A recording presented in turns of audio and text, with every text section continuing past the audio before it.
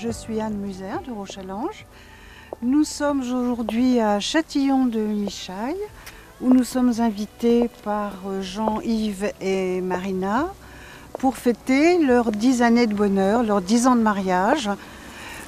Jean-Yves étant français et Marina étant d'origine biélorusse. Bonjour. Bonjour. Comment allez-vous? Bien, et vous? Ça va, ça va. Bonjour Anne. On a de la chance avec le temps déjà. Oui. Première chose, je voulais remercier vous, Amuser, et votre agence, parce que c'est à cause de vous, nous sommes mariés. Et c'est mon homme de ma vie. Je suis très heureux avec lui. Oui, bon, Marina, ça fait maintenant 10 ans que vous êtes mariée avec Jean-Yves, grâce à Rochallenge. Et c'est vrai que vous avez traversé des bons moments, vous avez traversé aussi quelques difficultés, en particulier des problèmes de santé. Comment vous avez abordé les choses? Est-ce que vous pouvez me parler un petit peu de ça? Aujourd'hui, je peux dire que c'est ma famille, c'est quelque chose de parfait. J'ai même pas pensé avant que j'arrive à faire ce petit monde très parfait comme ça. Et quand tu tombes malade, ça nous a encore plus approchés tous les deux et ça fait notre famille encore plus résistante et plus forte et costaud. Si je reviens 10 ans en arrière, quand vous étiez célibataire, encore en Biélorussie, vous aviez un poste assez important dans les douanes. Vraiment, en Biélorussie, j'ai eu bon travail.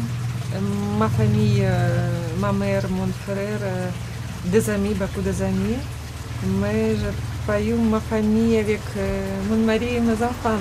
C'est-à-dire que pour moi, faire choix, c'était très difficile. Où j'ai bon travail et je reste célibataire, où j'ai essayé de trouver famille. Parce que je sais très bien, je comprenais, j'ai dépassé 30 ans et trouver bon mari en Biélorussie, c'est impossible. Et qu'est-ce qui se passe là par rapport à l'épreuve de santé que Jean-Yves a dû traverser?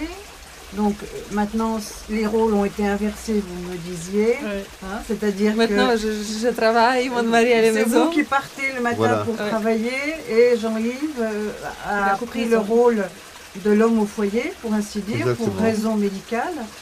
Et bon, tout est bien quand même. Oui. Hein, tout est bien quand même. Oui, on a réussi, par le dialogue d'ailleurs aussi, à organiser notre vie autrement. Voilà. Donc ça, je m'occupe des enfants, je m'occupe des ménages, je m'occupe de faire les repas parce que bon, je connais la cuisine. Et Marina travaille. On a inversé les rôles. Voilà. Ce qui n'a rien de dégradant du tout parce que il faut que quelqu'un le fasse. Je pouvais le faire. Et les enfants sont très contents. Ils sont papa à la maison. Voilà. Faute de maman à la maison parce que maman travaille, ils sont papa à la maison qui est là pour s'occuper d'eux, pour leur faire à manger, pour s'occuper de leurs devoirs. Et ce qui est très bien aussi. Conduire aux différentes activités. Exactement. Ils font beaucoup d'activités, danse, natation, cours d'anglais, etc. Donc il y a quelqu'un qui est là pour s'occuper d'eux. Oui, tout à fait. On est arrivé une harmonie dans le couple, que si ça, il y en a un qui a un problème, l'autre peut prendre le relais derrière. C'est ça. Ce qui est important. Et c'est une aide aussi pour Marina, parce que quand elle rentre du travail le soir, elle n'a pas besoin de dire je vais m'occuper de toute la maison encore, parce que Voilà. non. On arrive à se partager des rôles et à faire un équilibre dans notre ménage. Tout à fait. Oui. Pour toi, c'était coup de foudre Oui, au début. pour moi, oui. Au début? Oui, je suis tombé plus vite amoureux que toi.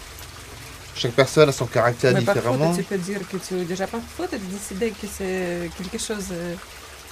Quand tu as vu la première fois ma photo? Ta photo, oui. Quand j'ai vu ta photo, je suis tombé amoureux de ta photo, de toi physiquement. Je ne connaissais pas encore le caractère. Je suis tombé amoureux de toi physiquement. Mais ça, c'est la différence Chacun entre les a ses Français goûts, et voilà. les Russes. Parce que pour les Russes, pour moi, tout venu doucement. Et moi, je voulais dire que non, j'ai lu beaucoup de littérature. Dans la littérature aussi russe, couple toujours plus fort, ce couple qui... comme il fait son couple, sa famille, Oui. avec la tête, il a réfléchi avec la tête, pas avec émotion. Parce que très souvent, quand les gens se marient, il est amour, grand amour, comme ça, et après, dans 2 ans, ça reste zéro. Mais chez moi, non, chez moi, j'ai fabriqué, tu m'aidais, Oui. et on a fabriqué notre amour. C'est-à-dire que j'ai fait bon choix pour l'homme français, pas pour l'homme russe, parce que je ne veux pas rien dire que les Russes sont mauvais. Non, il y a des bons, mais c'est pas même mentalité. Les mentalités, les coutumes sont différentes. Oui. Vous, les femmes russes, vous avez gardé beaucoup de valeurs des choses. Je connais plusieurs amis de toi qui sont russes. Oui. Vous avez la peine à concevoir d'ouvrir une boîte de conserve pour faire à manger. Non, on prépare un dîner, on mijote un dîner. On fait un barbecue, on fait mariner sa viande avant. On ne la met pas comme ça vulgairement dessus. Donc c'est quelque chose que vous nous apportez, que nous en France on a perdu. Mais en contrepartie, nous, j'ai qu'on est peut-être moins macho que les hommes russes. Oui. Donc Ça, c'est un côté vrai. qu'on vous donne de l'autre côté à nous. Il y a des hommes pas bien comme partout dans le monde, mais la majorité s'occupe de leur famille. Parce que c'est plus dans nos coutumes à nous que l'homme s'occupe de sa famille, s'occupe de ses enfants et de sa femme. Et chez moi, on est ces femmes qui plus s'occupent Voilà. des enfants et de sa famille. Voilà. Et les hommes plus. Chez vous, l'homme est libres. plus là, peut-être pour ramener le Plus salaire, Oui. et après la femme gère tout le restant. Oui. Que nous, non. Enfin, on amène le salaire, mais on aide aussi à la famille. Beaucoup de femmes travaillent, donc il n'y a pas de raison que la femme travaille et s'occupe de sa maison, et que l'homme se repose. Non, l'homme tous les deux travaillent, donc les partages de la maison et des enfants doivent être équitables aussi. Il n'y a aucune raison que ce soit le contraire. Après, certains hommes ne savent pas faire certaines choses, ou n'aiment pas les faire, ça se discute autrement. C'est pas obligé de tout faire, mais il faut partager. Discuter, dialoguer et partager. Je pense que c'est un des secrets d'une réussite dans un couple. Je vous présente maintenant les parents de Jean-Yves et puis de vos parents de Marina. Est-ce que vous pouvez me dire comment ça s'est passé lorsque Jean-Yves vous a présenté Marina et puis après, par la suite, comment votre appréciation a évolué vis-à-vis de Marina? Oui. Nous avons de toute façon eu jamais aucun problème de quoi que ce soit. Nous avons accepté Marina très sincèrement, amicalement, et parce que j'ai tout de suite vu que c'était une fille intelligente et qui avait beaucoup de qualités. Elle est très discrète, très intelligente, elle a beaucoup de qualités. Donc nous l'avons tout de suite appréciée et j'ai vu que vis-à-vis de Jean-Yves, elle tenait beaucoup à Jean-Yves et vice-versa. Et vice-versa, j'ai vu que Jean-Yves y tenait beaucoup et j'ai pensé que c'était un couple qui allait marcher. Vous avez 2 superbes enfants. Merci. Qui s'appelle donc Edwin. Edwin, c'est un prénom anglais plutôt, Oui. Et Svetlana. Donc, c'était important pour vous de garder un prénom, au moins un prénom slave? Oui, moi j'y tenais beaucoup, parce que je veux jamais qu'ils renient leur origine slave. Je veux toute leur vie qu'ils se rappellent qu'ils sont un côté slave aussi. Tout à fait. Et on a toujours fait en sorte qu'ils parlent le russe. Oui. Parce que c'est très important. Pour leurs origines, pour la famille aussi. Parce qu'ils ont leur grand-mère aussi, ils ont leurs cousins aussi. Et ils peuvent leur parler, ils peuvent leur téléphoner chaque semaine et discuter avec eux. C'est très important. Moi, j'ai gardé mon... je suis très sévère pour ça. Je dis non, je ne réponds pas et vous demandez qu'en russe. Et maintenant, pas de problème. Elle change automatiquement et... C'est systématique maintenant? Oui, systématique. C'était pas trop difficile d'apprendre? Ça allait? C'était pas trop, c'était pas exagérément difficile? Non. Voilà. Bon, ben c'est bien.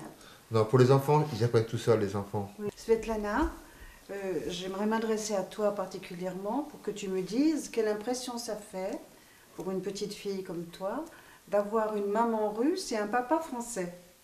Maintenant, ta maman, elle est française aussi, mais au départ, si tu veux, il y a une différence entre tes amis à l'école qui ont des parents qui sont tous les deux pareils, français. Toi, qu'est-ce que ça t'apporte comme, chose de plus? Je suis contente d'avoir un papa et une maman qui parlent de langues différentes et je suis contente de savoir écrire et parler russe. Oui, très bien. Mais Pour aller en vacances. tu voilà, en pas vacances, c'est contente? bien aussi. Oui. Tu vas en vacances, tu vas rencontrer ta grand-mère là-bas? Oui. Tous les ans, tu sais pas. Et ton Mais cousin pas tous les ans. Hein. Presque. Et Oui. ton cousin Un an après le prochain, on n'y va pas. Après encore. Un on an y sur va, deux? après on y va. Un an sur 2 à peu près. Mm. Oui, c'est bien. Et avec ta grand-mère, tu parles souvent au téléphone ou sur Internet? On parle presque tous les dimanches. Ah oui, c'est bien.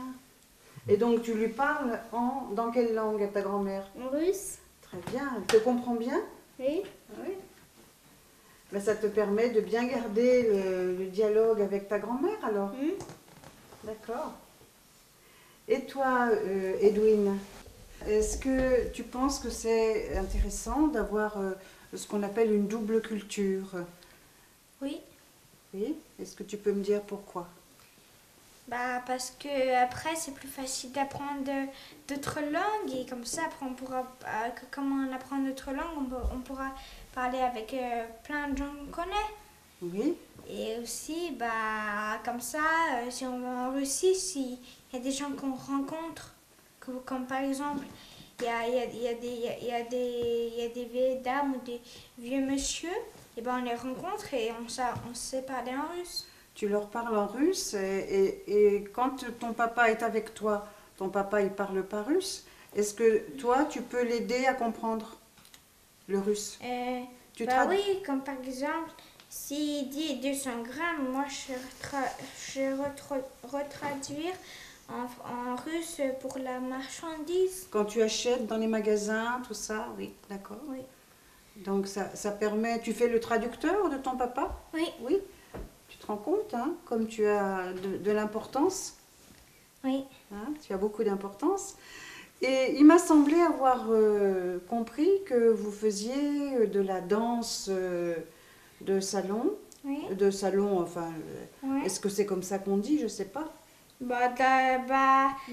le cha-cha-cha, bah, du rock, on peut dire c'est de la danse normale, mais cha-cha-cha, tout ça, bah, on peut dire c'est de la danse du salon. La danse de salon, donc vous aimez bien danser. Ta sœur et toi, vous faites un couple de danseurs. Oui. Et donc, Et on danse avec les grands. aussi avec les grands. Oui, mais on Ah. est les seuls enfants. Oh, On n'est pas bravo. les seuls. Hein. Donc tout petit, oui, c'est les sols. Oui. Il y a Parce que possible- toi, tu as quel âge en fait? Moi, bah, j'ai bientôt 9 ans, alors on peut dire que j'ai 9 ans. Et Tu as 9 ans et ta sœur, elle a bah, on Moi, peut dire qu'elle a le bientôt 26 8 ans. décembre. bientôt 8 ans. Vous avez un an d'écart, pour ainsi dire. Hein, Ouais, à peu près. 1 an et 1 mois d'écart.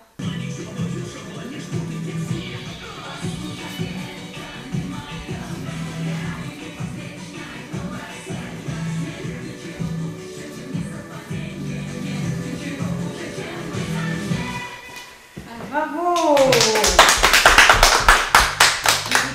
Voilà, la journée se termine. Nous avons passé une journée d'anniversaire formidable avec Marina, avec Jean-Yves, avec Edwin, ainsi que Svetlana.